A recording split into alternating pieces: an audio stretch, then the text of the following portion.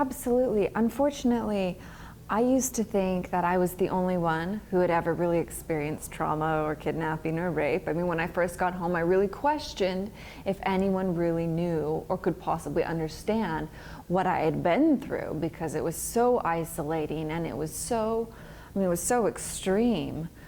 But as I began to become more of an advocate, as I began to reach outside myself just a little bit more, I started coming face to face with survivor after survivor after survivor. And it wasn't even always just kidnapping, it was sexual assault, domestic violence. I mean, there were survivors coming out from everywhere. And I started to realize, hang on a second, I'm not the only one who's experienced this. This is actually frighteningly common.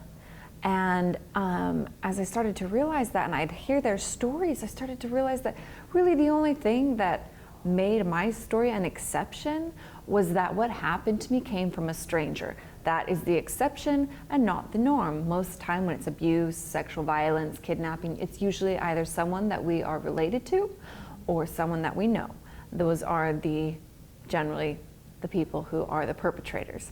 And when I realized that, I started thinking, oh my goodness, I can't even imagine where I would be if what had happened to me came from my dad or an uncle or someone that I know. I mean, I just can't imagine how deep that betrayal would go. And I started thinking, I mean, your family, they're supposed to be the ones that you can call no matter what time of day. They're supposed to be the ones that are there for you all the time.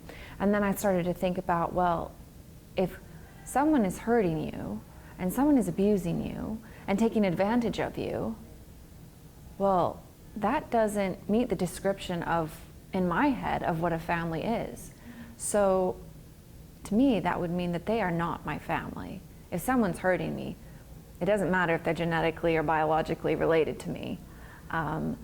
If they're hurting me, that person is not my family. And so I started to think about, what does make your family? Who is your family? And for all these victims who have been traumatized and abused and kidnapped by people that they know or are biologically related to, in my mind, I just started thinking that those are not their family. They need to find their family. They need to find a friend. Maybe that's their family. Maybe it's a teacher. Maybe it's a counselor. Maybe it's a community member. Maybe it's a coach. Maybe, who knows, it could be anyone.